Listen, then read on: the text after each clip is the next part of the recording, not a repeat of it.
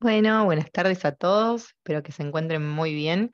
Tenemos el gusto de tener un panel de lujo el día de hoy. También nos va a estar acompañando nuevamente la licenciada Nadia Tesore, se encuentra también Yamila Celán y se encuentra Florencia Díaz. Vamos a ir comenzando mientras se incorpora el resto de la gente. Si quieren, en el chat ya están los links con las clases anteriores para los que quieran hacer algún tipo de revisión o mirarlo mientras están completando los módulos en la plataforma. Le damos la bienvenida nuevamente al día de hoy y los dejo con Nadia. Bueno, muchas gracias, Dai, por la presentación. Muy buenas tardes a todos y a todas. Espero que estén muy bien, disfrutando ya de ser el anteúltimo encuentro. Ya van llegando al final, eso es muy bueno. Así que bueno, vamos a continuar por ese camino. Hoy vamos a ver el módulo 17 y 18, ¿sí? Y ya el martes que viene es el último encuentro. Van a ver el 19 y el 20 con el licenciado Esteban Rodríguez, así que bueno, ya vamos llegando a la recta final, como quien diría. Así que voy a compartirles mi pantalla para empezar a mostrarles la presentación. Denme un segundito.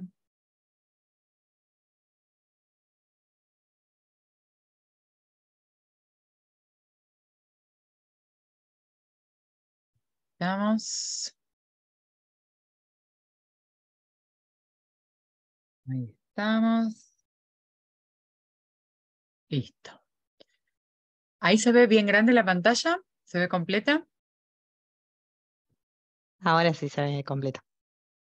Excelente. Bueno, para los que no pudieron estar el martes pasado, me voy a presentar. Yo soy profesora y licenciada en enfermería. Mi nombre es Nadia Tesore y actualmente me desempeño como supervisora docente de la sección de cuidados neurocríticos del Hospital Italiano de Buenos Aires y soy docente también de la Universidad Favaloro y también en el Instituto del Hospital Italiano. Así que bueno, me gusta muchísimo la docencia y espero poder transmitirles un poquito de mi pasión por esto de enseñar y compartir los conocimientos. Vamos a empezar primero con el módulo 17. Hoy va a ser un día un poquito más cortito porque el martes pasado vimos 3 módulos con los 3 módulos que tenían sus 3 exámenes y hoy tenemos 2 módulos mucho más cortitos y hay uno que no tiene examen, pero igual les traje una actividad para hacer porque no podía con mi genio, así que vamos a hacer una actividad chiquitita para que les sirva y practiquen. Así que bueno, capaz hoy los liberamos un poquito más temprano. Bueno, entonces, comenzando a hablar del módulo 17, que habla de justamente lo que es la terapia ocupacional, muy conocida por el mundo de los hospitales como TO, ¿no? TO es justamente terapia ocupacional y el objetivo del profesional, ¿sí? Del terapista ocupacional es justamente hacer que estas personas, ¿sí? Que han sufrido, en este caso, una ACV, vuelvan a retomar estas actividades de la vida diaria. ¿Sí? Cuando hablamos de las actividades de la vida diaria, hablamos de todas esas acciones que hacemos, ¿sí? Todo el tiempo. Cocinar, bañarnos, cambiarnos, higienizarnos, movernos, trasladarnos hacia algún lado, ¿sí? Etcétera, etcétera. Todas estas funciones son las famosas ABD, ¿sí? Que muchas veces las vemos en las evoluciones médicas, ¿no? Cuando leemos un poquito la historia del paciente, a veces el médico nos habla, ¿no? De esto del ABD, que era lo que el paciente, ¿sí? Su capacidad independiente o totalmente dependiente que traía previamente a esta internación. Y ellos forman parte de lo que es la rehabilitación, ¿sí? Como está el kinesiólogo, ¿sí? Que va a hacer que este paciente tenga ejercicios para fortalecer y recuperar la movilidad, ¿sí? Bueno, el terapista ocupacional lo que hace, ¿sí? Dentro de lo que es la rehabilitación, es recuperar todas las capacidades previas que tenía, ¿sí? De movilidad también, todo lo funcional, y también aprender nuevas habilidades, porque a veces luego de haber tenido una ACV uno tiene que reaprender ciertas acciones, ¿sí? o aprender nuevas que uno no hacía antes, pero que las necesita de ahora en más para poder manejarse, ¿sí?, mejor. Y cuando hablamos de los terapistas ocupacionales, hablamos de un profesional de la salud. Ellos forman parte, ¿sí?, del equipo interdisciplinario, como el médico, como el kinesiólogo, como el enfermero. Y el objetivo, ¿sí?, puntualmente va a ser mejorar estos resultados funcionales que les decía en los pacientes. Y acá vamos a ver en esta parte de la pantalla, esperen que me voy a poner el marcador para que se vea mejor, ahí está. En esta parte de la pantalla, lo que vemos es que ellos utilizan esto que lo habíamos empezado a ver el martes pasado, cuando hablamos de justamente el fisioterapeuta. Los terapistas ocupacionales también se basan, toda su terapéutica se basan en lo que es la clasificación internacional del funcionamiento, ¿sí? Y esta clasificación internacional del funcionamiento clasifica estas áreas de la salud en cuanto al funcionamiento y estructuras del cuerpo, ¿sí? ¿Qué deficiencias tiene este paciente con las funciones y estructuras del cuerpo? ¿Sí? Las detecta, las observa, las detecta, y ahí sí es donde va a poner su mayor énfasis para poder trabajar y recuperar estas funciones. Por otro lado, la actividad, ¿sí? ¿Qué limitaciones tiene que le impide a este paciente poder realizar ciertas actividades? Y por otra parte, lo que son las restricciones en la participación, ¿sí?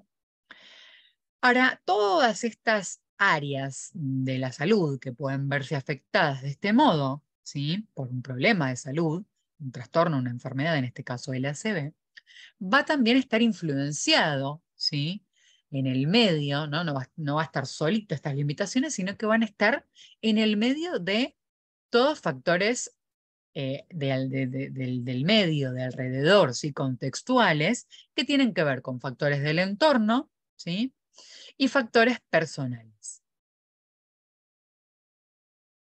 Entonces, ¿qué hacen estos profesionales de la salud?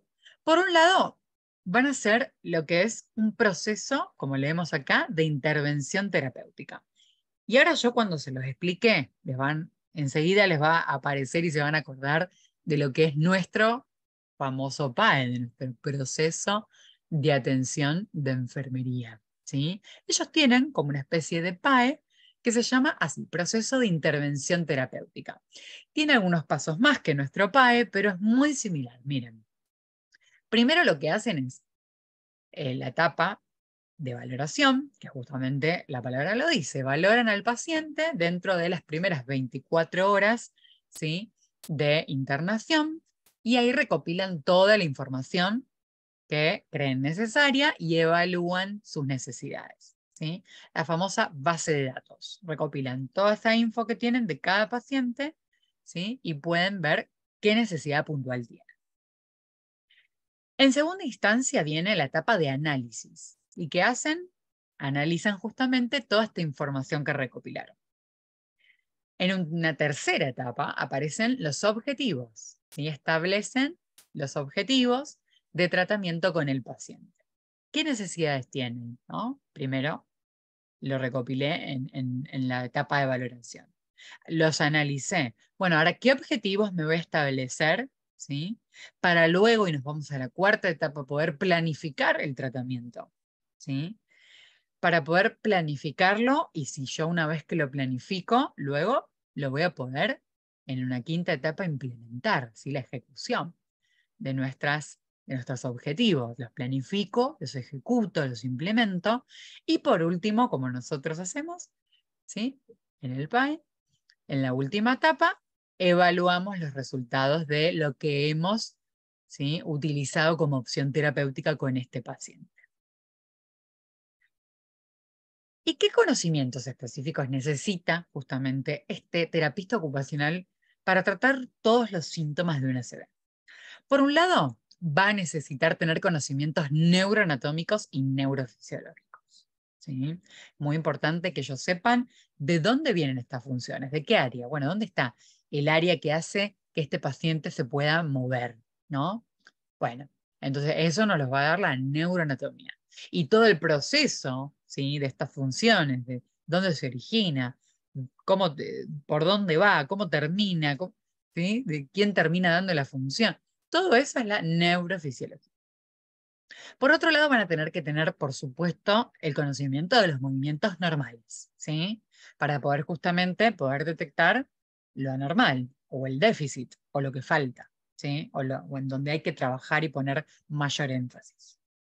Por otro lado, tienen que conocer, y esto lo habíamos visto en el módulo de kinesio, los puntos fundamentales. Recuerden que habíamos hablado de los puntos fundamentales centrales y los periféricos. Bueno, tienen que tener ese conocimiento, ¿no? Para poder saber cuál es el eje y cuáles son los puntos más periféricos para que uno pueda, ¿sí? Trabajar en el movimiento puntual, ¿sí? De cada parte del cuerpo. Por supuesto, saber de técnicas de traslado, ¿sí? De mover al paciente, de qué manera lo vamos a mover. Actividades de la vida diaria, y acá aparecen nuevamente características clínicas, ¿sí? De esta patología de la ACV. Evaluaciones y pruebas estandarizadas. ¿Cómo van a evaluar a este paciente? ¿Qué pruebas pueden hacer con estos pacientes para poder recuperar esta función? ¿Mm? Y conceptos de tratamiento. ¿De qué manera podemos tratar a este paciente y ayudarlo? ¿Sí? Esto tiene que ver con un resumen de justamente lo que habla todo este módulo, ¿sí? Ahora nos vamos a enfocar un poquito más de cerca en algunos de esos.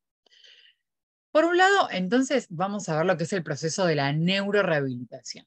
Y ahí tengo que entender, ¿sí? Y conocer cuáles son estos síntomas motores más frecuentes que se van a tratar en este proceso, que son justamente los síntomas motores, les van a sonar, porque son estos síntomas motores que los solemos ver en un paciente, ¿sí? O podemos verlo en un paciente que tiene una ACV. De hecho, muchos pacientes quedan con este tipo de secuelas, ¿no? Hemiplegia, parálisis muscular, paresia, debilidad muscular, reacciones asociadas, alteración de la postura y déficit de la marcha. ¿Sí? Todos estos trastornos tienen que ver con lo motor, vienen justamente del área motora, ¿sí? Y de todos estos ejes que hablábamos recién. Y después de una CB, también el paciente, además de tener déficit motores, tenemos que saber que puede tener déficit sensitivos o sensoriales, ¿sí? Y provocar síntomas como alteración de la vista, que puede ser total, ¿sí? Amaurosis, pérdida de la vista de los dos ojos, o parcial de uno. Puede tener una pérdida o un déficit en lo que es la audición y el paciente estar hipoacúsico o presentar acúfenos, pitidos constantes, ¿sí? O dolor, ¿sí? Dolor en la parte auditiva, trastornos del gusto y del olfato. Después puede tener también lo que es la inflamación, ¿no? El entumecimiento o pérdida completa de la sensibilidad de ciertas partes de su cuerpo. Puede tener también trastornos de la propia sensibilidad. Y por otro lado, puede tener también problemas de equilibrio, ¿sí? Recuerden que nuestro cerebelo justamente es el encargado de que nosotros podamos tener este tipo de situaciones, de poder coordinar los movimientos, de poder caminar derechos, de poder tener una coordinación del músculo esquelético, ¿sí? Y poder agarrar un vaso, etcétera, etcétera. ¿Cuáles son algunas de las valoraciones que el terapista ocupacional utiliza? Acá les traigo algunas de las, porque son una lista muy larga. En el manual donde está esta parte lo pueden ver, ¿sí?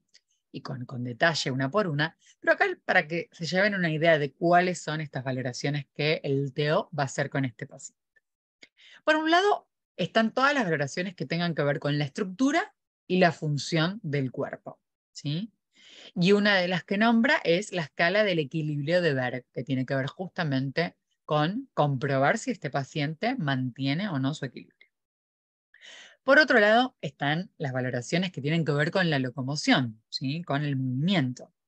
Y por un lado está la prueba de la velocidad de la marcha y otra prueba que es, o se llama RiverMed, que es el índice de movilidad, ¿sí? Que tiene que ver, por ejemplo, comprobar a este paciente, o sea, pedirle que realice 15 funciones. O sea, el paciente va a hacer 14 específicamente son las que el paciente hace y una donde el terapista ocupacional observa. ¿Mm? Cuando nos vamos a la valoración de la discapacidad y de las actividades de la vida diaria, ¿sí? Lo que tenemos que evaluar es la gravedad de la discapacidad en este paciente. Y ahí vamos a utilizar estas escalas que tienen que ver con valorar la independencia funcional que tiene este paciente. ¿Sí? Lo que les decía, ¿cuán independientes son? ¿Cuán dependientes son? ¿Sí? Ahora, en este momento, luego de una ACV. ¿Mm? ¿Pueden hacer las cosas por sí solos? ¿Necesitan que los acompañen para caminar, para vestirse, para el aseo? Bueno, ¿sí? Y eso lo va a dar la escala de ABD. Por otro lado están las valoraciones que tienen que ver con la función del miembro superior, de los brazos, ¿sí? Y una de las pruebas que nombra, ¿sí? Entre tantas, es la prueba de Wolf. Se llama prueba de la función motora de Wolf, ¿sí? Y son justamente la valoración de algunas capacidades motoras de estas extremidades. Se hacen 17, para que se den una idea, lo completa que es, son 17 pruebas de capacidad motora y funcional de los brazos, ¿sí? Donde el profesional puede observar cómo el paciente las realiza. Y por último, en lo que es este módulo, también hablamos de los que son los conceptos en la terapia ocupacional, ¿sí? Que también tienen que ver con pruebas y ya tratamiento para que este paciente mejore esas habilidades y esas capacidades, ¿sí? Y esto, obviamente, entra dentro del proceso que veíamos recién de la neurorehabilitación. Y aquí el módulo de terapia ocupacional nos presenta estos 8 tipos de pruebas y tratamientos. Por un lado es el concepto de BOVAT, que hay un módulo, de hecho, que nos habla de este concepto, que es el trastorno de la función, el movimiento y el control postural. Por otro lado, nos habla también de la escala, ¿sí? Que se llama facilitación neuromuscular propiosensible, ¿sí? O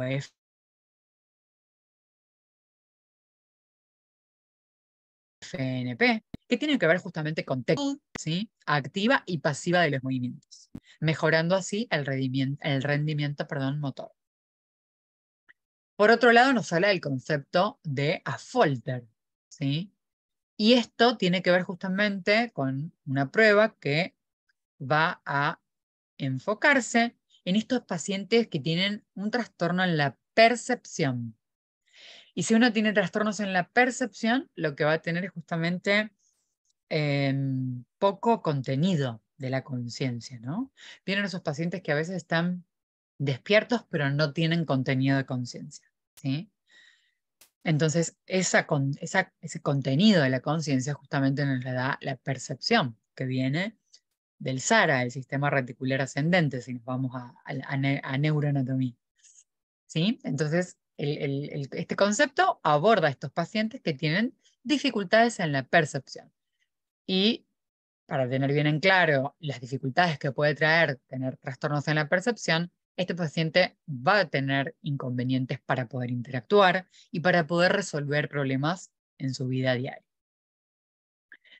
Por otro lado, tenemos el concepto de Perfetti, ¿sí? Y este concepto tiene que ver con una organización neurológica del cerebro y poder recuperar el control del movimiento. Vieron que a veces se pierde el control. Bueno, esto reorganiza, ¿sí?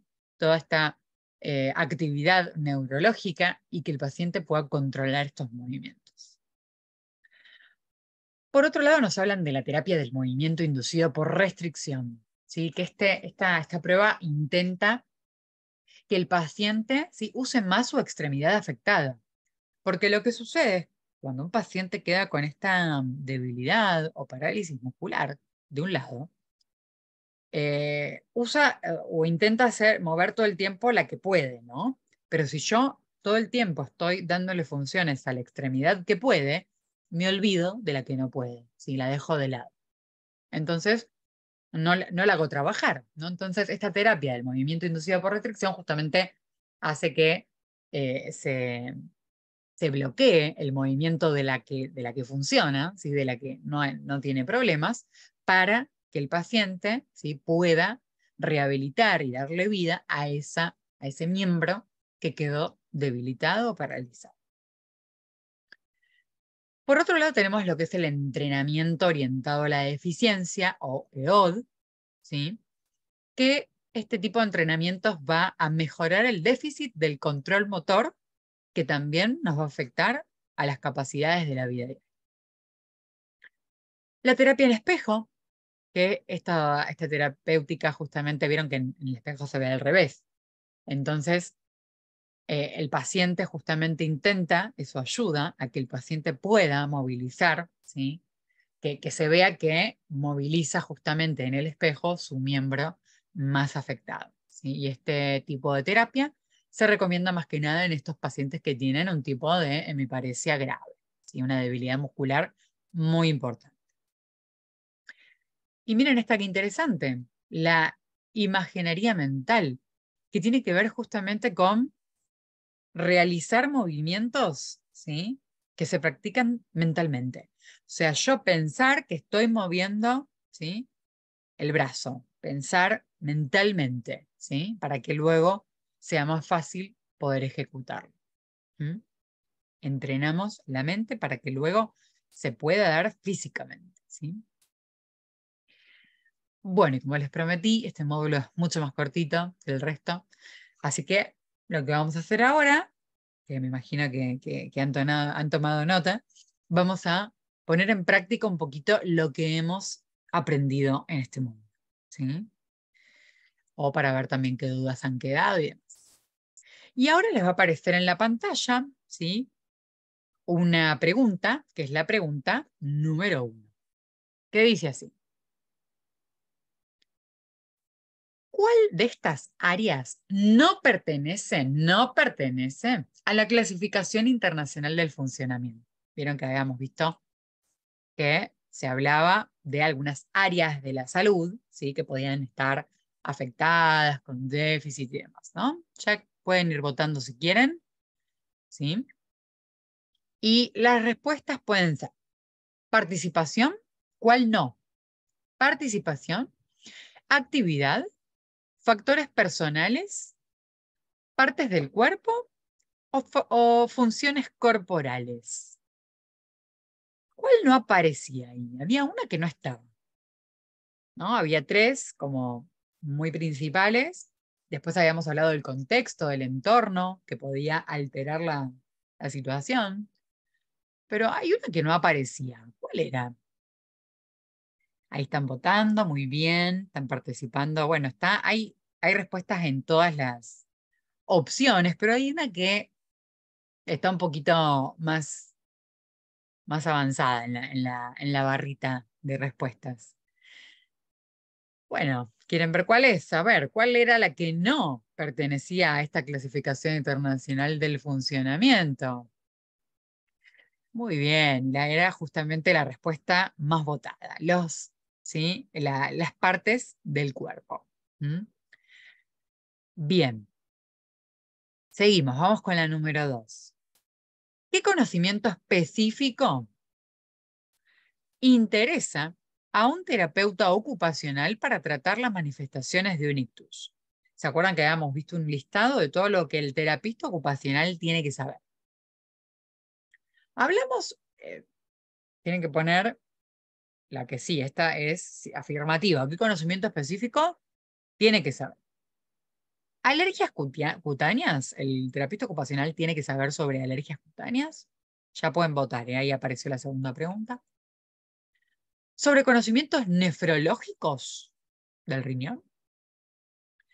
¿La comida favorita del paciente? ¿Movimientos normales? ¿O la creación de un concepto del hospital? ¿Qué tenía que conocer el terapista ocupacional específicamente? Y hay una respuesta ahí en un 89% ahora está ganando. 18 personas han colocado y vamos a ver cuál era la respuesta correcta, que los movimientos normales formaban parte de un conocimiento, ¿sí? interesante para el terapista ocupacional, porque ellos tienen que conocer de movimientos normales, ¿sí? Para poder detectar lo que no anda bien y poder trabajar sobre eso. ¿Mm? Bien, vamos muy bien. Seguimos con la tercera pregunta. Ahí ya de a poquito les va a ir apareciendo. Y la tercera pregunta dice así: ¿cuál de estos síntomas no pertenece a los síntomas motores tratados en el proceso de neurorehabilitación? No pertenece, esta no la nombramos. No apareció en el PowerPoint. La agnosia, síntomas motores, ¿eh? La agnosia, la hipertonía, la alteración de la postura, déficit de la marcha o hemiplegia. Hay alguna que no tiene que ver con lo motor, específicamente, ¿no? Hemiplegia tendrá que ver con lo motor, un déficit en la marcha, la alteración de la postura, hipertonía. Bueno, hay una respuesta ahí que tiene un 75% de los votos, 22 personas han votado que, muy bien, agnosia era justamente un síntoma que no pertenece a un síntoma motor. Sí, tiene que ver, de hecho lo vimos con el módulo anterior, ¿sí? Del lenguaje, donde justamente hablábamos de esto, ¿no? Tiene que ver con algo del lenguaje principalmente. Bien, vamos a la pregunta número 4. ¿Cuál de estos síntomas no pertenece ahora a los síntomas sensoriales o sensitivos tratados en el proceso de neurorehabilitación? ¿Cuál no? ¿La apraxia, el entumecimiento, la alteración de la audición, la alteración de la visión o la pérdida del equilibrio? Hay algo acá que no tiene que ver con lo sensitivo específicamente. Le voy a dar un tiempito para que voten. Mientras le damos tiempo, la verdad es que yo dije que había un panel de lujo, pero hay una audiencia de lujo del otro lado que están a tiro con las preguntas, apenas Ah, se habilita. La verdad que increíble. Ustedes están del otro lado que pese a haber venido de guardia o estar por irse a tomar guardia o lo que sea, están ahí pendientes, así que nada, un lujo para nosotros tenerlos. así es, están votando un montón, re bien, me encanta. Bueno, ahí está. Hay dos que están peleadas, ¿eh? A ver, pero hay una que gana un poquito más, que tiene un 43%, a la otra que le sigue, que tiene un 33%. Vamos a ver cuál de estos síntomas no pertenecía, ¿sí? A un síntoma sensorial o sensitivo y era la respuesta correcta, la apraxia, ¿sí? La dificultad para poder coordinar los movimientos. Esto no tenía que ver con algo sensitivo, ¿sí? El entumecimiento, ¿se acuerdan que esa fue la otra que tuvo bastantes votos? Recuerden que eso sí lo habíamos nombrado, ¿sí? Cuando se entumece alguna parte, eso tiene que ver con lo sensorial, con la piel. ¿Mm? Así que entumecimiento sí pertenecía a este síntoma sensorial. Y nos vamos con la pregunta número 5, que dice: ¿cuál de estas valoraciones permite la evaluación de la función del brazo o miembro superior, habíamos dicho, de los pacientes? ¿Sí? Y les nombré una, ¿no? Que probaba 15 funciones, eran 14 que hace el paciente y una que observa el terapista ocupacional. ¿Era la escala del equilibrio de Berg? ¿La medida de independencia funcional? ¿La velocidad de la marcha? ¿La prueba de la función motora de Wolf o el índice de movilidad de Rivermed? Bueno, hay bastantes votos para una. Hay unas respuestas ahí divididas en otras porque eran parecidas, pero esas no eran específicas del brazo, del miembro superior. Había una que era específica del brazo. Y muy bien, como la mayoría ha contestado, ¿sí? Muy bien, ahí siguen votando un montón, re bien, 17. La respuesta correcta era la prueba de la función motora de Wolf, ¿sí? Esa es específica del miembro superior. Y nos vamos con la pregunta número 6, que dice, ¿qué conceptos se utilizan con mayor frecuencia en la neurorehabilitación de pacientes con ACV? Hablamos, ¿no?, de varios conceptos que tenían que ver con recuperar, ¿no? Hacerle pruebas al paciente y tratarlo para que recupere todas estas cuestiones. ¿Era la prueba o el concepto de Affolter, la terapia en espejo, el concepto de Bobat, la terapia del movimiento inducido por restricción, la FNP o todas las anteriores? ¿Las nombré a todas estas? Eran 8, ¿no? ¿Y estas 5, estaban dentro de las 8? Me suenan, a mí me suenan, ¿eh? La terapia en espejo, la de Affolter, la de restricción, la de la percepción. Y muy bien, todos han contestado, la gran mayoría, en un 85%, que la respuesta correcta era todas las anteriores. Muy bien. Aclaración. Recuerden que todas estas votaciones que estamos haciendo acá, ¿sí?, en estas jornadas del curso en vivo, son para que ustedes practiquen, ¿sí?, para que las hagamos entre todos y que ustedes puedan participar y hacerlo mucho más dinámico. Pero recuerden que esto que están poniendo ahí en esas votaciones no es la resolución del examen, ¿sí? Lo que tienen que hacer ahora es tomar nota, ¿sí?, apuntar todo esto que estamos hablando y resolviendo en los exámenes para que luego cuando ingresen a la página puedan hacer lo mismo, pero en la plataforma, ¿sí?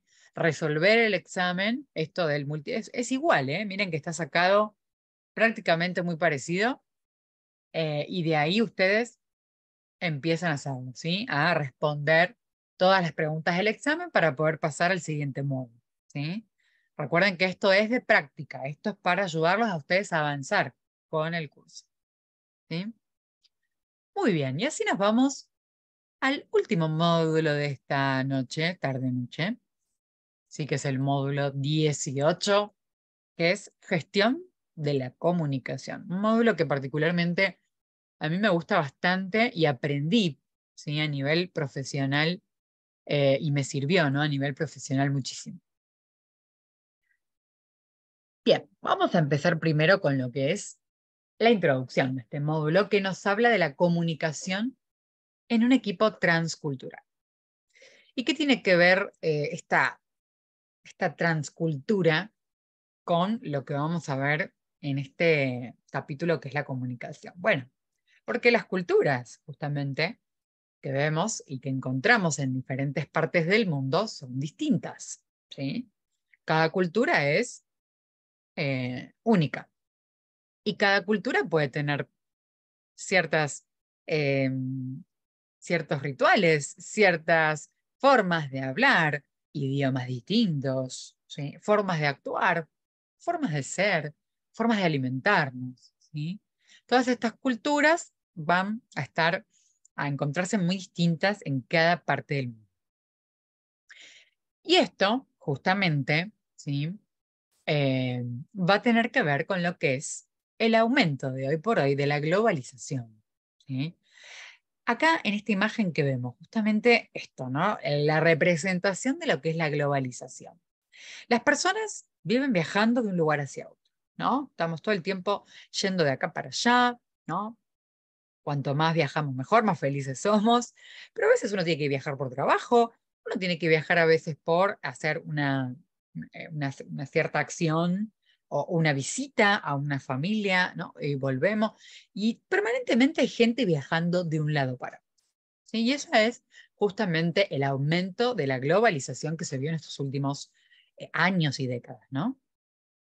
Y esto está dado justamente por personas de diferentes culturas, nacionalidades y religiones, ¿sí?, que tienen diferentes experiencias de vida y se terminan encontrando en esos lugares en contextos profesionales, ¿sí?, personales y privados diversos.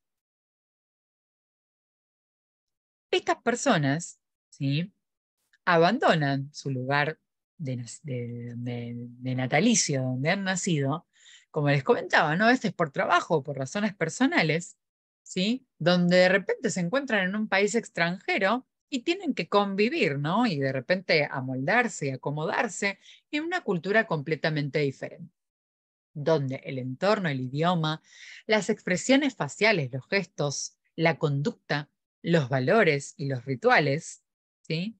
Van a ser muy diferentes en cada uno de estos países. Y eso es lo lindo de conocer todas estas culturas, ¿no? Pero esto puede suponer un reto, ¿no? Como dice ahí. ¿Por qué? Porque no es solo el trabajo nuevo, sino también coexistir y convivir, ¿sí? A nivel multicultural con este nuevo entorno. De repente tengo que acomodarme en todas estas cuestiones, aprender el idioma, tener estas conductas, ¿sí? Aceptar y entender los rituales que hacen, ¿sí? Entonces, a eso de viajar por trabajo o de ir a ver a parte de la familia, bueno, a eso se le suma todas estas culturas, ¿sí? Que de repente aparecen en esos lugares. Y ahí es donde la comunicación juega un rol muy importante. Y acá nos hablan de un modelo de comunicación, ¿sí? Eh, particular, ¿sí? De Jules von Thun, que es el que ven aquí, el nombre que ven aquí, que intenta explicar primero de qué se trata la comunicación, cómo es, quién recibe el mensaje, quién lo emite. Puede haber interferencias en el medio, ¿sí? Nos da una recomendación también que ahora se las voy a contar y a compartir. Bueno, y todo esto parte también, ¿sí? De una frase que aparece en este módulo, ¿sí? Que está escrita por Resi Coles, que es muy interesante, que dice, vivir en una cultura extranjera es como jugar un juego con reglas que la persona no conoce o que solo conoce de manera parcial, ¿sí? Esto que decimos de amoldarse a la forma de vivir del otro, ¿sí? Entonces, como les decía, la comunicación acá cumple un rol importantísimo, ¿sí? Y cuando uno habla de comunicación, justamente, tenemos que hablar de una persona que quiere comunicar un mensaje y a él lo vamos a llamar remitente, ¿sí? Y ese mensaje se lo quiere dirigir, ¿sí? A un destinatario. El remitente, ¿sí? Como una carta, ¿vieron? Remitente, destinatario. Bueno, el remitente es el que se quiere comunicar. Y destinatario, el que recibe o la que recibe el mensaje, ¿sí? Pero, a la vez, hablamos de el remitente, del destinatario, ¿sí? Y demás. Pero que en el medio de toda esa comunicación, donde está el mensaje y el remitente y el destinatario, puede haber un contexto X, ¿sí? Y alterar esa comunicación. Lo que puede también afectar esta comunicación puede ser el canal. A veces el canal, el medio, no es el mejor, no es el más indicado, no es el más claro.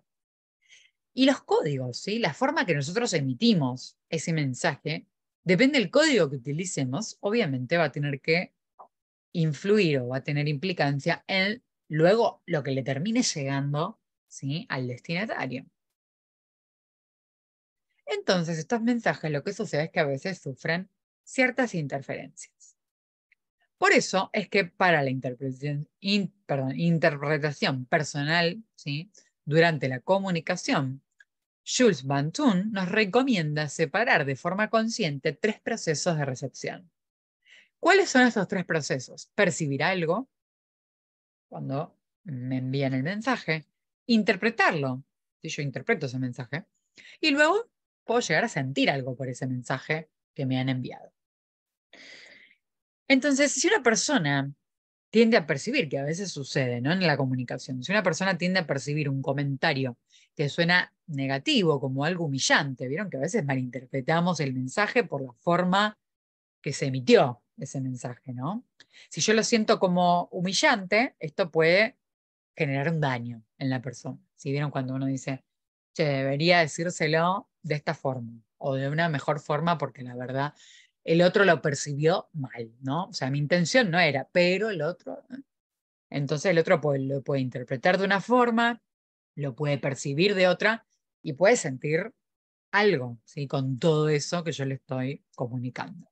Entonces hay que tener mucho cuidado en cómo vamos a transmitir esa comunicación, ¿sí?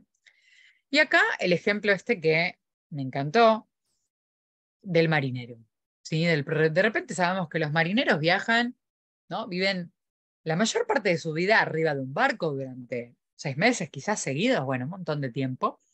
Y en un momento llegan a un lugar, a uno de esos países con una cultura X, ¿sí? O con un código X o con una forma de comunicarse distinta. Y de repente, claro, el marinero quiere cargar su celular porque en el barco no había para enchufar y le pregunta a la señora ahí del pueblo, de la costa de este pueblo, dónde podía enchufar el celular. ¿Sí? La señora le dijo probablemente que lo conecte a la red, ¿no? A la red quizás de Wi-Fi que tenían ahí, no sé. Y de repente el señor lo conectó a la red, ¿no? De pesca, porque claro, ellos lo relacionan todo con los pescados. Entonces, claro, y de repente, ¿y ahora qué? Le dice, como diciendo, che, yo lo conecté a la red, pero no tengo señal todavía, no tengo wifi. ¿Sí? Entonces, a veces el mensaje, ¿sí? Con estas palabras que a veces tienen doble significado o diferentes formas de comunicar o de explicar, ¿no? Cuando yo le doy un contenido mucho más explícito a ese mensaje, hago que la otra persona me entienda mejor y que no sucedan estas cuestiones, estas interferencias en lo que es la comunicación.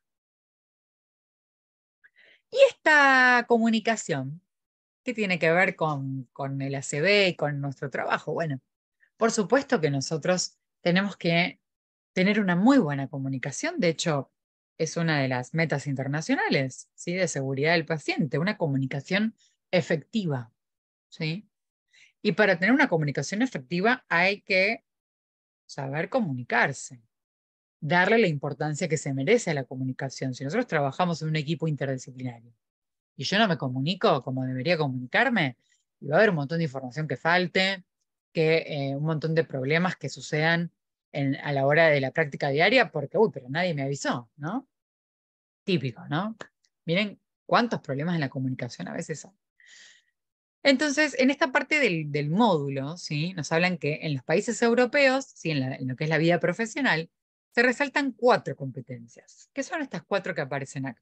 La competencia profesional, la metodológica, la social y la individual. ¿Y qué significa cada una? Bueno, cuando hablamos de competencia profesional, hablamos de la competencia justamente que se refiere a poder aplicar satisfactoriamente conocimientos profesionales complejos, ¿sí? A todo lo que aprendemos en nuestra práctica profesional, ¿sí? Que a veces suelen ser conocimientos muy complejos, ¿no? Por otro lado, está la competencia metodológica, que tiene que ver con la capacidad de obtener información y solucionar un problema, ¿no? La metodología que uno utiliza para resolver ese problema. La competencia social, que es la interacción adecuada con otras personas, ¿sí? Incluyendo la comunicación y la cooperación. Y la competencia individual, que es la capacidad para poder enfrentarse a uno mismo, ¿sí? Individual, personal, de manera crítica y reflexiva.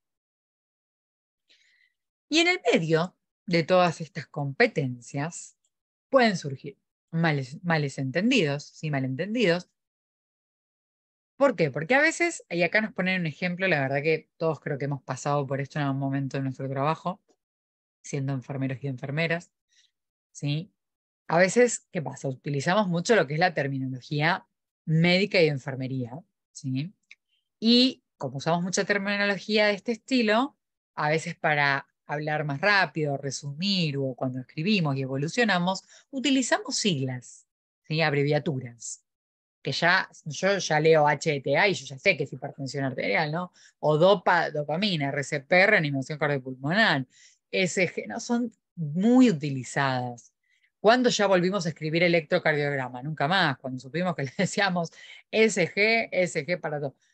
Pero bueno, por un lado nos simplifica la forma de escribir y la forma de hablar, pero esto puede, ¿sí? Traer problemas, porque a veces las siglas, ¿sí? Primero, no todos tienen por qué saberlas, ¿sí? Está el ejemplo que nos pone acá el manual es ese trabajador, ¿no? O profesional enfermero nuevo, de repente, que es introvertido, que le da vergüenza preguntar qué es DOPA, qué es RCP, todavía, ¿no?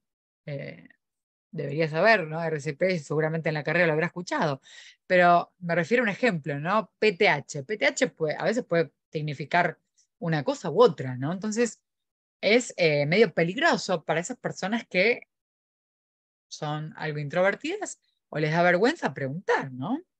Entonces ahí tenemos una comunicación que está siendo interferida por una sigla que yo no entiendo qué significa, ¿sí? Y un peligro próximo para el paciente, ¿no? Habla también de que estas competencias pueden, ¿sí? Tener esta comunicación abierta, ¿sí? Y esto tiene que ver justamente, ¿sí? Cuando tenemos errores, ¿no? En nuestra práctica nosotros somos seres humanos donde nos podemos equivocar. Hay una cultura del error que existe, que sucede, ¿sí? Simplemente. Pero cuando a uno le pasa esto, ¿sí? Si uno tuviera un error, ¿sí? Lo que tenemos que justamente hacer es poder comunicarlo primero, ¿sí? Tener esta comunicación, esta posibilidad de la comunicación abierta, de que mi supervisor me dé el espacio para que si yo llegara a equivocarme algo, ¿sí? Confíe en él y sea la primera persona que yo le diga, me pasó esto, ¿no? Para poder informar y tratar a tiempo ese error y poder resolverlo y buscar la solución, ¿sí? Pero esto quizás lo tenga más un trabajador extrovertido que no tiene problema de decirlo, de comunicarlo. Ahora, el trabajador introvertido, tenemos este problema, ¿no? Quizás tiene alguna dificultad en algo y no la dice porque vergüenza, piensa que lo van a retar, etcétera, etcétera, ¿no? Entonces, muy importante poder animarnos, ¿sí? Animarnos a poder comunicar lo que nos pasa o si tuvimos algún error en nuestra práctica. Por otro lado está la búsqueda de apoyo, ¿sí? Siempre nos pasa que cuando entramos a trabajar en algún lugar nos apoyamos en el compañero, ¿no? Que más experiencia o capaz hace más años que está, ¿sí? Quizás si me da vergüenza poder decirle al supervisor tal cuestión, le podemos pedir que actúe como intermediario, ¿sí? Cuando hemos tenido algún error o algo de eso, o alguna pregunta que no me animo a hacer, ¿sí? Entonces a veces hay que buscar ese apoyo. Si no me sale, busco a alguien que pueda ayudarme, apoyarme en eso. Y saber también que las conductas pueden cambiarse, ¿sí? Siempre que uno se equivoca o eh, hace algo que no es correcto, ¿sí?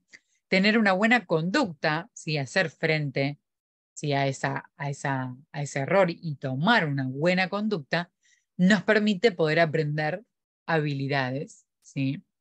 eh, durante toda la vida, no solo para lo que es el trabajo, sino también, yo siempre digo, para la vida, ¿no? Y también en el trabajo tenemos conflictos a veces, ¿no? ¿Hay conflictos? Sí, hay conflictos. Y esta parte del módulo nos intenta un poco ayudar. ¿Cómo podemos manejarlos? ¿Sí? Cuando aparecen, ¿qué podemos hacer? ¿Sí? Y bueno, en esta parte del módulo hable de la referencia, ¿sí? Entre el equilibrio de intereses divergentes durante la comunicación. Y aquí una frase que dice, los implicados en el conflicto tienen al mismo tiempo intereses opuestos y también comunes, ¿sí? Y esto lo dice Ulrich, Gunther y Wolfram Sperber, ¿sí? A veces hay intereses opuestos porque uno opina una cosa o hay intereses justamente distintos, pero también comunes, ¿no? Entonces, siempre va a haber un ida y vuelta, un equilibrio también con todo eso. Y nos habla de lo que es el ideal de la comunicación satisfactoria, ¿sí? El concepto ideal de una negociación satisfactoria es que sea objetiva y orientada al problema, ¿sí? Y que sea obviamente mutuamente beneficioso, ¿sí? Si yo me comunico con esa persona, si yo hablo con esa persona donde sucedió este conflicto, ¿sí? es muy importante llegar, ¿sí? Si llegamos a tener esto de los intereses opuestos, de llegar por lo menos a una negociación satisfactoria, que tiene que ser objetiva, siempre, ¿sí? Y orientada al problema. Por otro lado, hay que negociar, seguimos hablando de la negociación, ¿no? Una negociación del conflicto, para poder flexibilizar, ¿sí? Esta situación, para también poder adoptar una nueva postura, porque a veces yo pienso algo, mi compañero otra cosa, pero hablo, me comunico, y de repente lo que escucho que hace mi compañero, por qué lo hace o por qué lo hizo, lo que fuera, de repente adopto otra postura yo, porque veo y me doy cuenta, ¿sí? Eh, realzo esta capacidad de poder reconocer estos puntos comunes entre estas posturas opuestas, ¿sí? Negociar, bueno, tenemos esto como diferente, pero hay una postura que yo puedo, ¿sí? tener distinta porque tenemos estos puntos en común. ¿Mm? Y nos habla también de algunas recomendaciones, ¿sí? Y eso va a depender del objetivo, que es no incrementar las diferencias, sino reducirlas, ¿sí? En el medio del proceso de la negociación, uno tiene que expresarse con cortesía, con consideración, manteniendo la adaptabilidad y la resolución de cada persona, y el respeto fundamentalmente. Y nos habla también de una comunicación intraprofesional y una interprofesional. La intraprofesional es la que incluye el intercambio de información sobre los pacientes y sobre las organizaciones de medidas llevadas a cabo en un grupo de profesionales de atención sanitaria. ¿Sí? Es toda esa información de los pacientes, ¿sí? Y sobre todas estas medidas que son establecidas para llevar a cabo dentro de un grupo de trabajo en lo que es la atención sanitaria. Intraprofesional. Y está la interprofesional, es parecida a la palabra, pero es algo distinto, porque tiene que ver con una comunicación abierta entre los diferentes profesionales, ¿sí? Que atraviesan una rutina diaria caracterizada por un ritmo frenético, procedimientos burocráticos, jerarquías, entre otros. Y otra frase que les comparto de Elser y Siborsky, del 2007, perdón, que decía, en una unidad de ACB, enfermería, terapeutas y médicos trabajan codo a codo. Somos un equipo. Esto exige una interacción y la creación de una atmósfera positiva dentro del equipo de trabajo para que en la conversación haya igualdad entre todos los miembros. A su vez, ¿sí? Hablemos todos un mismo idioma, ¿no? A su vez, estos deben fomentar la comunicación constructiva y tener la responsabilidad de desarrollar adecuadamente sus competencias en la misma. ¿Sí? Toda esta comunicación, esto de hablar con el otro, tiene que ser siempre constructivo. ¿Sí? Como mejorar, ayudar, de qué manera lo podemos hacer ahora y ser mejores, ¿no? Y evitar estas situaciones quizás. Y también en el trabajo nos vamos a tener que comunicar permanentemente con nuestros queridos pacientes y sus familias y sus acompañantes, sus allegados. ¿Sí? Esto es permanente, ¿no? Entonces, primero, la recomendación es tener una práctica de escucha activa, ¿sí? Que eso es demostrarle al paciente que nosotros lo estamos escuchando, ¿no? Esto de el paciente me está hablando y mientras, ¿no? Que eso es muy típico.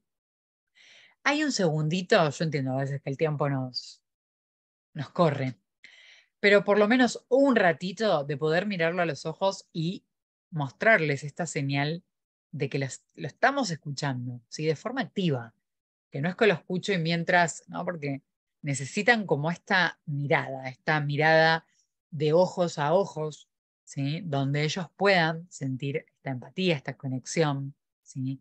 Esta capacidad de escucha activa. ¿Sí? Esta necesidad que tiene el paciente justamente de poder hablar y de que yo puedo escucharlo. ¿Sí? Y esto tiene que estar dado, como apareció recién esta palabrita, por la empatía. ¿Sí? Es la capacidad sensible para poder comprender los sentimientos, pensamientos y la vida de otra persona, indistintamente sea de un sexo u otro, la cultura que tenga o la religión que tenga. ¿Mm? Y durante la comunicación profesional, ¿sí? Lo que es la capacidad de escucha es una prioridad. ¿Sí? A veces el paciente nos dice algo Era fundamental que nos lo diga. O la familia. La familia sabe más que esa persona que está ahí que yo, a veces, ¿no? Entonces, qué buena esta información que me dio, ¿no? A veces es muy importante, es muy valioso escucharlos. Y entonces, esta prioridad, ¿sí?, de escucha activa tiene que ver con que debemos escuchar primero al paciente, ¿sí? Y esto está determinado, ¿sí?, descrito por Fiedler y Colts. Y además nos habla de algunas situaciones que tienen que ver con todo esto, ¿sí?, que es la interpretación, la investigación, el apoyo, la solución, la comprensión y la respuesta empática, ¿sí?, que dentro de todas estas, la que más tiene que ver con esto que estamos diciendo es esto, ¿no? La respuesta empática, poder intentar, sí, de forma clara y correcta, la esencia, ¿sí?, retratar, perdón, de forma clara y correcta, la esencia de lo que se ha dicho, ¿sí? Y eso es muy importante. ¿Mm? Y a veces pasa que tenemos que comunicarnos en el trabajo a través de una presentación, ¿no? Uy, les tengo que presentar a mis compañeros sobre, ¿no?, tal tema. Bien, esto nos sirve a todos porque todos, ya sea para el trabajo o para nuestra carrera o nuestro curso que estamos haciendo, cada tanto tenemos, ¿no?, que presentar algo. Bueno, presentar, ¿sí? Acá el módulo nos dice que presentar es mucho más que hablar, ¿sí? Yo puedo hablar con una amiga, ¿no?, con mi mamá. Ahora, presentar algo es otra cosa, ¿sí? Es un discurso más que nada con un poco de estructura, ¿sí? El contenido de esta presentación tiene que estar ordenada de cierta forma que tenga su lógica. La podemos reforzar muchísimo y cuanto más podemos poner imágenes y no tanta palabra, mejor, ¿sí? Reforzarla con imágenes, ¿sí? A veces lo visual queda mucho más retractado que el choclo de palabras que vemos en un PowerPoint, ¿no? Y se dedica también algún tiempo al final para poder realizar este espacio de discusión, de preguntas, ¿sí? Porque a veces pasa que alguien tiene que preguntar algo con respecto a lo que uno presentó, ¿sí? Le quedó una duda. O quiere comentar su experiencia y se generan debates y discusiones. Eso también es súper enriquecedor. Y cuando este módulo nos habla de las presentaciones en el trabajo, nos habla de que tenemos que tener un abordaje adecuado. Y esto es bien de la docencia. Primero nos tenemos que preguntar, ¿a quién? ¿Quiénes son mis destinatarios? ¿A quiénes les voy a hablar? ¿Quién es mi público? ¿Son estudiantes de enfermería? ¿Son personal recibido hace 30 años, 10 años, un año? ¿Son profesionales que están haciendo la licenciatura? ¿Están haciendo un posgrado? Bueno, ¿quiénes son? Les estoy hablando a no solo enfermeros, a médicos y a kinesiólogos también. Alumnos. Bueno, estos alumnos tienen conocimientos previos. Estos alumnos, ¿quiénes son? ¿Sí? ¿De qué años son? ¿Qué necesitan aprender? Bueno, y ahí uno ya se enfoca cuando uno realiza una presentación a quién va dirigida esa charla. Y eso es muy importante, ¿sí? Seleccionar a nuestros destinatarios, analizarlos, investigarlos. ¿Quiénes son? ¿Qué papel desempeñan? Acá me puedo hacer estas preguntas, ¿no? Para poder analizar a mi grupo de destinatarios. ¿Qué papel desempeñan? ¿Qué conocimientos previos tienen? ¿Cómo ayudará mi presentación a estas personas? ¿Qué expectativas se supone que tienen? ¿Sí? ¿Qué objetivos, ¿no?, tienen estas personas? Por otro lado, las presentaciones tienen que ser animadas, tienen que ser interactivas, ¿sí? Hacer preguntas para que el público responda, ¿sí? Que sea un ida y vuelta, que sea algo interactivo, y dejar también que el otro pueda preguntar. Hay un control del tiempo, ¿sí? Como siempre decimos, el tiempo nos corre, el tiempo es oro, ¿no? Entonces tenemos que ver cuánto tiempo nos va a poder llevar esta charla. A ver, ¿me entra en estos 15 minutos? No, che, hice 80 diapositivas para 15 minutos, no me va a entrar. A resumir, a dejar solamente, ¿sí?, eh, el foco que yo quiero dar, ¿sí?, lo puntual, los puntos claves que yo quiero transmitir y le saco. le saco diapositivas. Entonces, ¿esto por qué? Es porque obviamente tenemos limitaciones de tiempo, ¿sí? A veces nos invitan a dar una clase o nos dicen, Nadia, podés presentar, y bueno, pero tenés 20 minutos, tenés 1 hora, tenés 3 horas, bueno. Y esto obviamente se debe ajustar, ¿sí? Por supuesto, a lo que es el contenido de la información más relevante. Vamos a preparar la información, nos tenemos que centrar en el enfoque del mensaje principal. ¿Cuál es el mensaje principal que yo les quiero dejar a mis destinatarios? ¿Sí?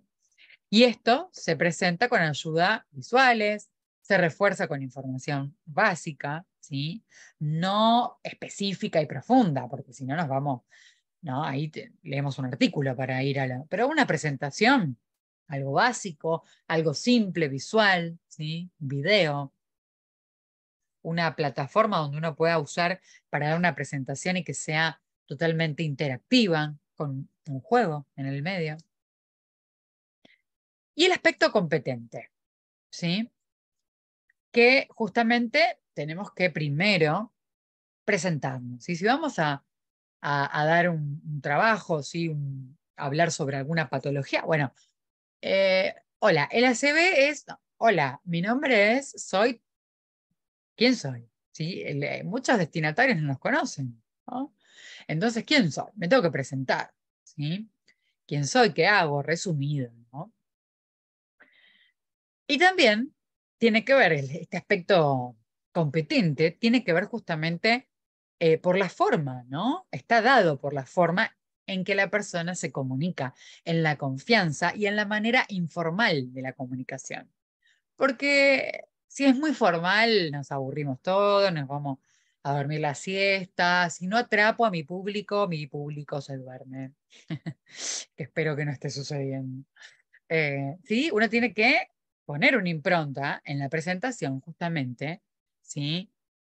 Para poder atrapar a este público.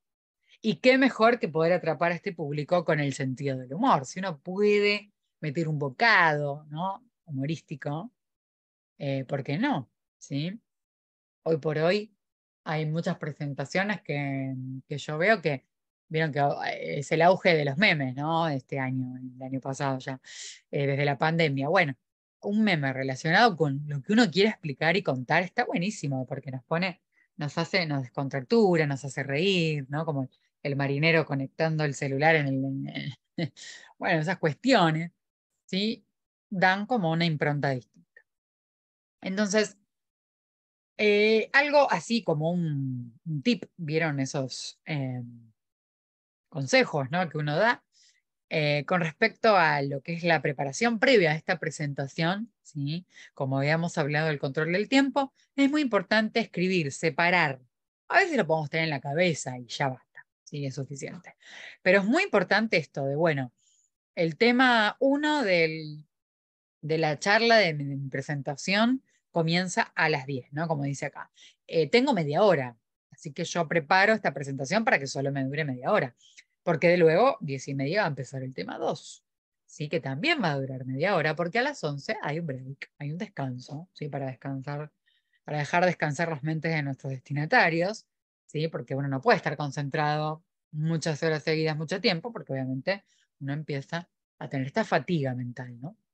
El tema 3 que empieza 11:15, o sea, tienen 15 minutos avisados.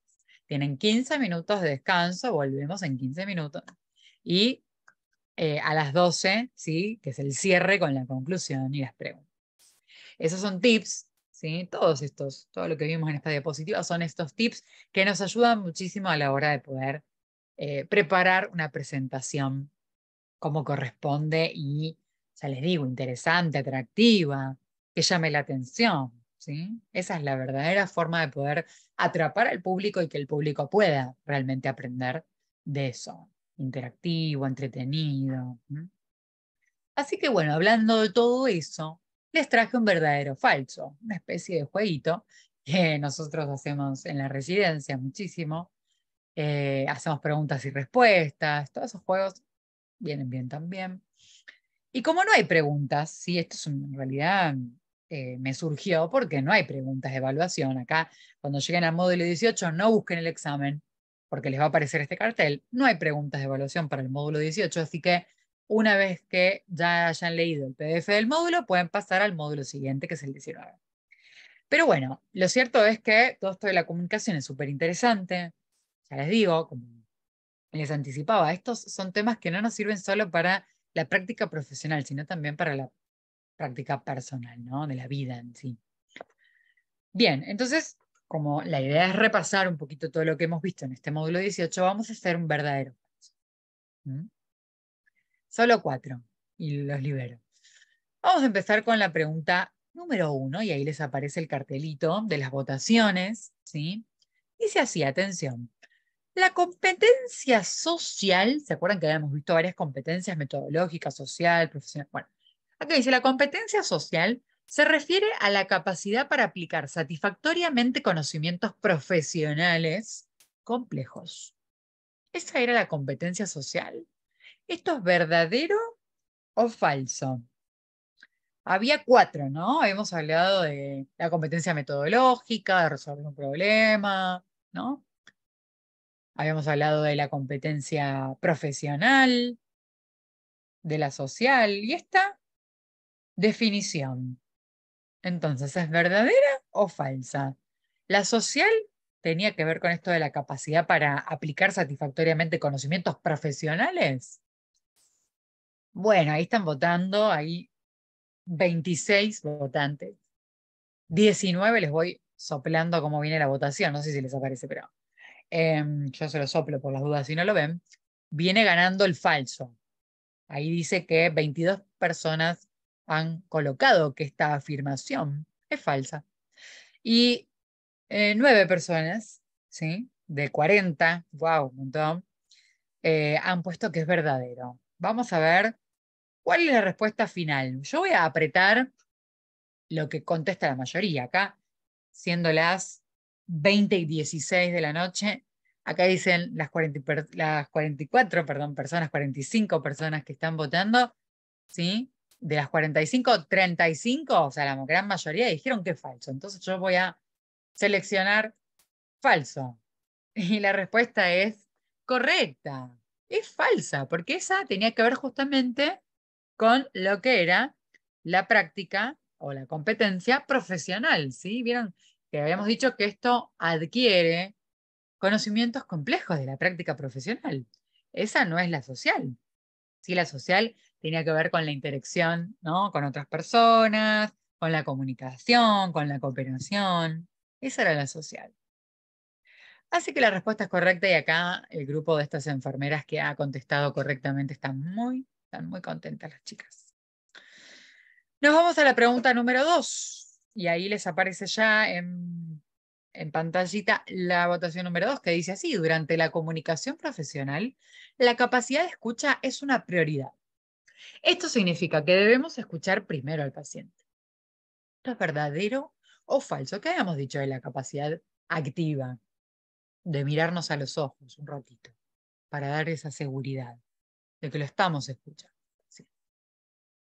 ¿Era verdadero o falso? Voy a esperar un ratito, que se van sumando minuto a minuto más respuestas. Ahora son 20 los que han votado, recién votaron 40, así que esperamos un ratito más al resto, total hoy tenemos tiempo. 30 personas, va, va ganando la respuesta falso, que es falsa esta afirmación. Acá 22 personas de las, de repente votaron un montón más, 28 personas de las 43. Igual, ¿sabes qué me parece, nada? Que el tema de Sí. la respuesta es que me quedó la 2 y acá hago un mea culpa, me quedó la 2 es otra pregunta la que tengo acá como 2. Entonces Ah, sí, ahí veo. Si vamos a realizar una presentación, me parece que ahí los va. chicos están respondiendo bien en el chat, me Claro, quedó desfasada con la presentación. Perdón, no hay perdón a problema, todos. no hay problema. Ahí están contestando igual. Ahí, por ejemplo, Gabriela en preguntas y respuestas puso verdadero. Ahí en el chat están poniendo verdadero, verdadero. Y exactamente, la respuesta es, a ver, no sé, aprieto a ver qué pasa. Verdadera, y las chicas están felices, casi revolean las lapiceras, el estetoscopio. De la felicidad. ¿Vieron qué placer, ¿no? Contestar bien en un examen. Qué lindo. Nos vamos a la pregunta número 3, ¿sí? ¿Qué dice? Si vamos a realizar una presentación, no es tan relevante saber quiénes van a ser, aquí esta era la clara, la de recién, saber quiénes van a ser los destinatarios y qué conocimientos previos tienen. No es relevante conocer quiénes son y qué conocimientos traen. ¿Esto es verdadero o falso? Si quieren contestar por el chat, ahí está. A ver qué ponen. Voy a abrir el chat. Dice que no es relevante. ¿Esto es verdadero o falso? Bueno, hay una respuesta unánime de falso, falso, falso, falso, falsinio. Pone. Agustín está convencido que es falso porque pone falso con muchas O. Bueno, sí, parece ser falsa, ¿no? Porque recién aparte era falsa. Muy bien, perfecto. Habíamos dicho justo recién, ¿no? Que es re importante conocer qué destinatarios tenemos enfrente, qué conocimientos previos traen. Muy bien. Y la última, que es la número 4, y dice así, y acá vuelve a aparecer el marinero. Durante la comunicación hay un remitente, ¿sí? Es sinónimo eso, al que le gustaría comunicar un mensaje a un destinatario o receptor, que también son sinónimos. Sin embargo, puede que estos mensajes sufran interferencias, como veíamos ahí, ¿no? Con lo que le dijo la señora de la red al marinero.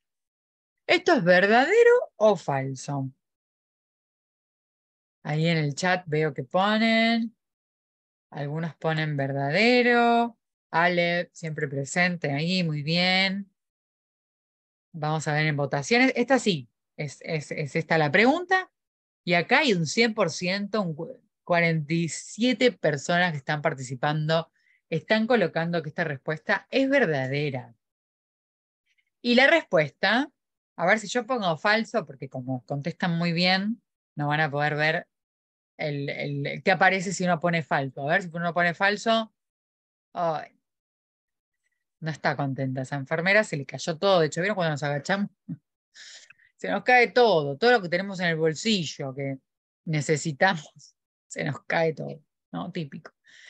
No era, ¿no? La incorrecta. A ver cuál era, como bien dicen todos, era verdadera. Y la chica festeja. Bueno, muy bien, muy bien, muy bien. Todas las participaciones que han tenido son unos genios y genias. Así van a llegar lejos, van a llegar a lo más lejos de todo, que es terminar con la titulación, poder finalizar todos los módulos. Eso va a pasar el martes que viene. Para los que vienen atrasados, recuerden que ahí por el chat les dejaron los links y que además les mandaron por mail, ¿sí? Si en algún momento se registraron a estas jornadas, ¿sí? O ingresaron a alguno de estos encuentros, les van a llegar estos mails con los links de todas las grabaciones anteriores, ¿sí? Así que el que se suma ahora, no se preocupe, no se perdió de nada, porque tiene que simplemente buscarse un tiempo para poder ver estas charlas y poder avanzar con todos los módulos, ¿sí? Ahí Dai les vuelve a dejar por el chat los links por si los quieren tener de ahí, ¿sí? Y una vez que tengan todo, van a poder avanzar, ¿sí? Con la titulación, con el curso en la plataforma. Recuerden que esto es para volcarlo en la plataforma, porque el certificado se los van a dar de ahí, ¿no? Y las preguntas, si están correctas o están incorrectas, también lo van a poder saber a través de que vayan contestando las preguntas del examen de todos los módulos, ¿sí? Sí, algo importante también, Nadia, es que Mariana Wolf, que también está con nosotras, que antes no la mencioné cuando dimos inicio a la jornada, también estuvo mandando un instructivo de cómo darse de alta en la página. De todas maneras, si alguno tiene algún inconveniente con eso, les dejo mi correo, me pueden mandar un mail y yo los ayudo con el alta. Excelente, así es. Ahí van a tener el acceso y van a poder empezar a tener todo este material que les decimos, los PDF de los módulos, hacer los exámenes, ¿sí? Así que bueno, ¿hay alguna pregunta, algo que quieran comentar? Aprovechamos que tenemos unos minutitos más.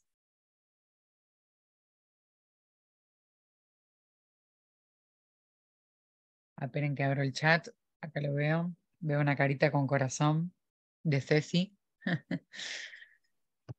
Ahí está Pame de Jujuy, un beso grande. Ah, bueno, de nada. En el caso de que no haya preguntas ahora y se les ocurra a medida que vayan transitando el módulo, ¿no? En todos los módulos, acá les dejo mi correo electrónico. Si me pueden escribir por cualquier consulta que necesiten, yo los voy a ayudar. Y también les dejo mi Instagram porque por ahí también avisamos justamente estas jornadas de la titulación y un montón de charlas que tiene la iniciativa Angels, que son también para nosotros los enfermeros, que hay que súper aprovechar porque son gratuitas. Y bueno, todos los cursos, si ustedes investigan la página, van a encontrarse con un montón de herramientas súper útiles, ¿sí? Para el manejo de este paciente en la etapa hiperaguda, en la etapa aguda, en la etapa posaguda, ¿sí? Los checklists, las listas de comprobación, todo lo que son los cursos. Hay un curso de devolución muy interesante, está el curso de la escala NIH, ¿sí? Hay un montón de material súper útil, todo gratuito, para aprovechar a full. Así que los invito a recorrer la plataforma y ver qué, qué de todo lo que encuentran ahí les pueda llegar a servir y puedan llegar a hacer. ¿Sí? Ahí nada, están haciendo dos preguntas. Una Sí. es si hay una fecha de finalización. La realidad es que las clases de apoyo, que son estas que se están dando, sí tienen una fecha de finalización, que va a ser la próxima clase cuando se terminen con los módulos. Pero después, cada cual hace la titulación a su tiempo, en la medida que pueda. Por eso también compartimos las clases pasadas, así que pueden ir viéndolas. Y si no, también, ahora después de junio, la segunda mitad del año, volvemos a retomar la titulación y las clases de apoyo con este panel increíble de profesionales que tenemos, que la verdad es que es un lujo. Es un lujo poder contar con todos. Muchas gracias por las palabras de todos.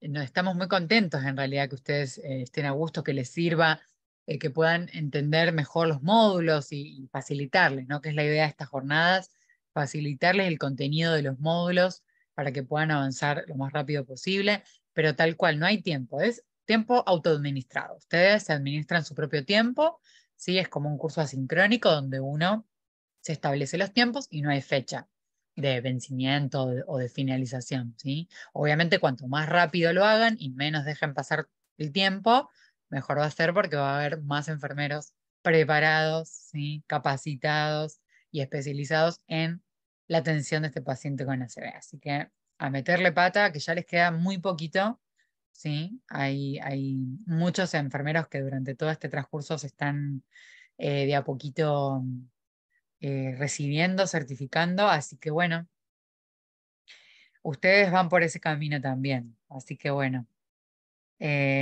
gracias por todos esos mensajitos. De Cafayate, tenemos de toda gente de todo el país, de otros lados también, de Areco, de Cafayate, de Mendoza, de Morón, de todos Te, lados. te saludan por el día del docente universitario también. Ay, muchas gracias, fue ayer, sí, gracias. La verdad que es muy lindo. El docente universitario logra poder compartir todo esto que uno dentro de su profesión sigue aprendiendo y sigue avanzando y actualizándose y perfeccionándose. Y esto es muy importante poder compartirlo, ¿sí? Poder estar capacitados para tener la mejor forma de poder compartir todo este conocimiento, ¿no? Así que gracias por esos saludos. República Dominicana, mira. Salta, Wow. Córdoba, Mendoza. Qué lindo, me encanta cómo nos unimos todos acá desde Lima, Perú. Glenda, saludos. Rivadavia, Comodoro Rivadavia. Qué hermoso. Esto la verdad que es un espacio de unión muy lindo, muy lindo. Mar del Plata presente. Mar del Plata, Río Gallegos, Santa Salta, Cruz, Chubut. No, estamos Mendoza, de increíble, punta a la verdad. punta, ¿eh? Uruguay, Uruguay, bueno, Uruguay también siempre está presente. siempre. Calafate, Río Gallegos, eh, mirá, Ecuador, Cuenca, che. Ecuador, Acá, increíble. esta clase que daba del módulo 18, mira, acá está estamos así como, no viajamos, estamos todos sentados cada uno en nuestros lugares, pero acá hay un montón de culturas, experiencias, idiomas, formas de, ¿no? La verdad que Mira, me Paraguay, la encanta, verdad me es que encanta. creo que lo que une acá a todos es las ganas de aprender, de dar lo mejor a los pacientes, el amor por la profesión, eso, pero no cabe la menor duda que es uno de los motivos por los cuales, siendo las 8:30 de la noche y como dijimos, hay gente que está de guardia, hay gente que está por tomar la guardia, hay gente que salió de guardia, los enfermeros siempre están y se nota en su voluntad de querer aprender más y dar lo mejor por los pacientes, así que nada, la verdad es que es un lujo tenerlos del otro lado, increíble, se valora mucho lo que hacen. Así es. Bueno, y antes de irme, que lo pasé por alto, quería avisarles que va a haber un simposio de cuidados críticos del Hospital Italiano el 6 y 7 de julio, ¿sí? Así que va a haber modalidad presencial, así que los que son de acá cerquita pueden venir, ¿sí? La modalidad presencial va a ser gratuita y la modalidad virtual va a ser arancelada, ¿sí? Pero de a poquito vamos a estar dando la información. Yo a través del Instagram trato de avisar sobre esto. Ahí les voy a estar compartiendo el link de inscripción. Así que para todos los que se quieran anotar y aprovechar, los que les gustan los cuidados críticos o quieran aprender más sobre los cuidados críticos, los esperamos ahí. Vamos a tener un taller también de la iniciativa Angels para poder aprender bien a preparar el trombolítico, ¿sí? Así que eso es bien de enfermería, es para aprovechar de acá a la China, así que los esperamos. Y los esperamos principalmente el martes que viene, que es el último encuentro, ¿sí? Con Esteban Rodríguez, con el licenciado Esteban Rodríguez, donde vamos a terminar estas hermosas jornadas del curso para enfermería de la iniciativa Angels. Gracias por acompañarnos. Ahora sí los liberamos. Ahí está el Instagram para Laura que pregunta, lo tienen por ahí para poder tomarle una foto y seguir todas estas series de capacitaciones que la verdad que nos nutren muchísimo como profesionales, ¿no? Así que bueno, un beso y un abrazo enorme a todos estos lugares eh, que la verdad que son súper variados y lejos y me encanta. Así que bueno, un gusto conocerlos y nos vemos la próxima. Buenas noches a todos. Buenas noches.